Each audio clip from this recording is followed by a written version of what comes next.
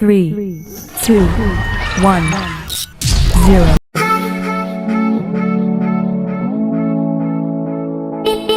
Halo, selamat pagi anak-anak sekalian. Apa kabar semua? Lausa harapkan kalian dalam keadaan sehat ya. Mari kita belajar IPA pada pagi hari ini mengenai pencemaran air. Nah, mari kita memperhatikan air ini. Coba kalian perhatikan kira-kira air ini bersih, layak diminum atau tidak. Nah, langsung tidak habis pikir ya, mengapa perilaku manusia seringkali merusak air kita sehingga air kita menjadi tercemar. Seperti gambar ini yang kotor, akhirnya sungainya menjadi keruh dan sebagainya. Pasti kalau kalian tinggal di daerah sekitar sungai atau air yang seperti ini, yang kotor seperti ini, tentu tidak nyaman ya. Mari kita belajar selanjutnya adalah air merupakan kebutuhan utama bagi proses kehidupan di bumi ini. Nah, artinya adalah keberadaan air yang bersih ini senantiasa dibutuhkan oleh manusia, baik untuk keperluan sehari-hari, untuk keperluan industri, dan juga untuk kebersihan ya. Jadi selalu kita ini membutuhkan air. Nah, misalnya kalau di rumah kita tidak ada air atau airnya lagi mati, itu repot. Mengapa? Karena air ini sangat-sangat penting bagi kita, kehidupan kita sehari-hari. Nah, selanjutnya adalah namun di sisi lain air juga dapat menjadi malapetaka katanya jika tersedia dalam kondisi yang tercemari. Nah, makanya kita belajar pada pagi hari ini tentang pencemaran air. Nah, air itu sudah tercemar sehingga bisa menjadi malapetaka untuk kita semua dalam kehidupan manusia ya.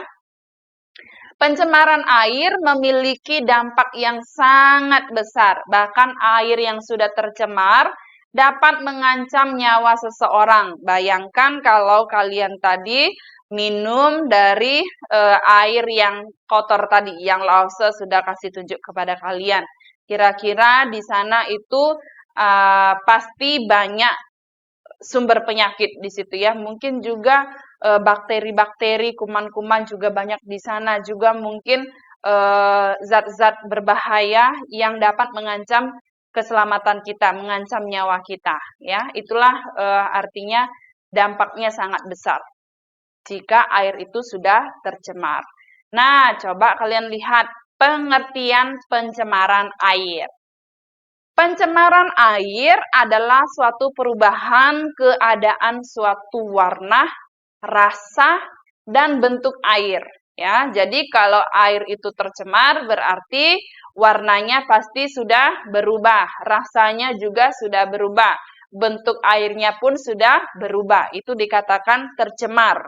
Biasanya pencemaran air ini terjadi pada tempat penampungan air yang memiliki volume yang besar seperti danau, sungai, lautan, dan air tanah akibat aktivitas yang dilakukan oleh manusia. Nah, jadi misalnya kita membuang sampah di sungai, nah tidak membuang sampah pada tempatnya, kita buang semua sampah kita di sungai. Akhirnya apa?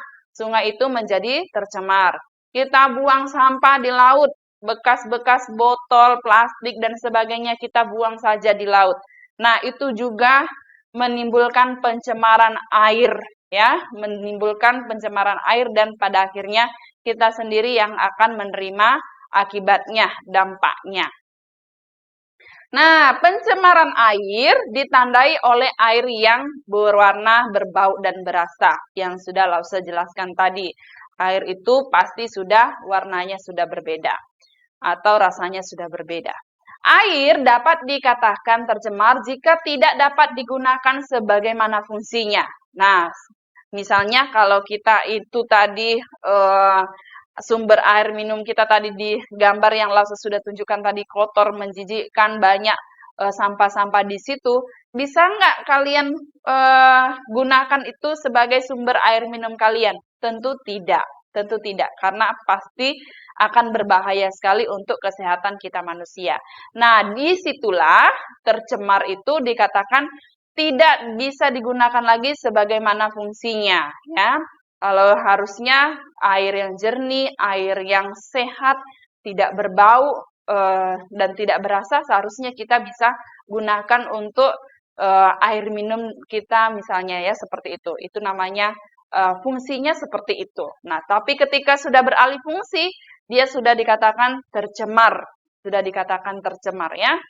Nah, selanjutnya, tingkat pencemaran air yang tinggi umumnya terjadi daerah-daerah yang padat penduduknya. Nah, seperti itu ya. Seringkali kita ini tidak dapat menjaga air kita dengan baik. Dengan tadi apa, saya bilang membuang sampah sembarangan, seperti itu. Akibatnya apa?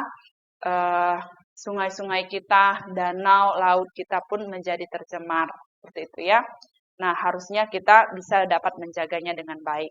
Nah, selanjutnya, penyebab terjadinya pencemaran air. Nah, ada penyebabnya ternyata. Pencemaran air biasanya dapat terjadi disebabkan oleh limbah industri, limbah perumahan, limbah rumah tangga, dan model penangkapan ikan dengan menggunakan racun ikan. Nah, itu juga dapat menimbulkan pencemaran air. Nah, misalnya limbah-limbah industri itu tidak dikelola dengan baik, langsung saja dibuang ke sungai, langsung saja dibuang ke laut, akhirnya apa? Mengandung zat-zat berbahaya dan akhirnya air itu tidak layak lagi untuk dikonsumsi oleh manusia dan sebagainya. Karena apa? Karena bisa berbahaya.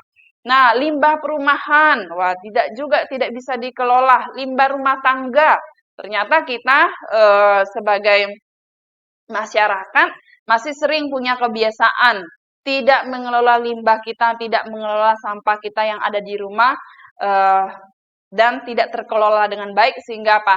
Kita asal buang seperti itu saja. Itu juga bisa membahayakan air kita. Seharusnya kita bisa menikmati air yang bersih, tapi karena ulah kita sendiri kita menikmati air yang kotor, air yang sudah tercemar. Nah, penangkapan ikan dengan menggunakan racun, ya sudah jelas ya, kalau menggunakan racun berarti pasti ikan-ikannya akan mati semua, seperti itu ya, dan airnya juga mengandung zat-zat racun yang berbahaya.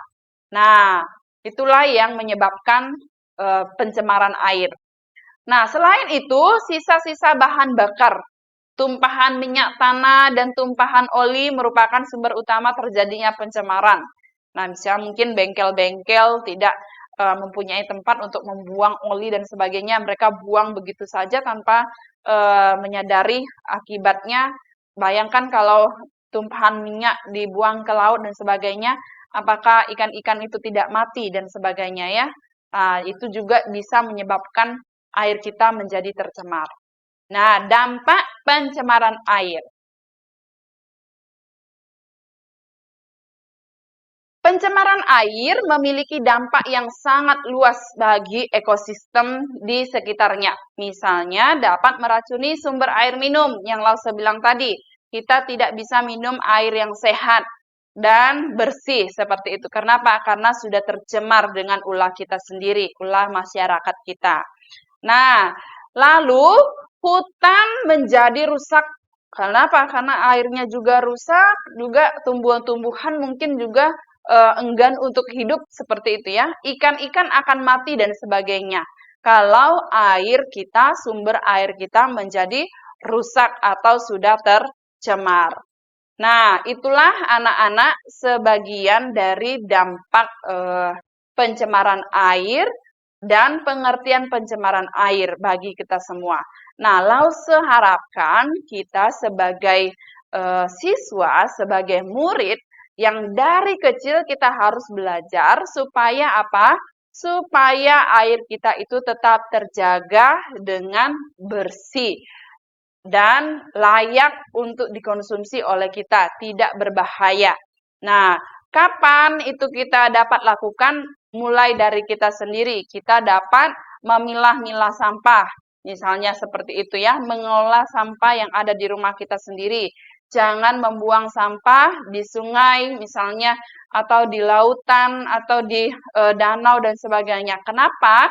Jika air kita sudah tercemar, maka kita sendiri akan mendapat dampaknya. Misalnya saja nanti kita sumber air bersihnya menjadi berkurang, atau ketika kita membuang sampah sembarangan, kita akan mengalami kebanjiran dan sebagainya. Semua akan kembali kepada kita. Akibatnya, dampaknya akan kembali kepada kita. Oke, demikian pelajaran kita pada pagi hari ini. Sampai jumpa kembali anak-anak Lause.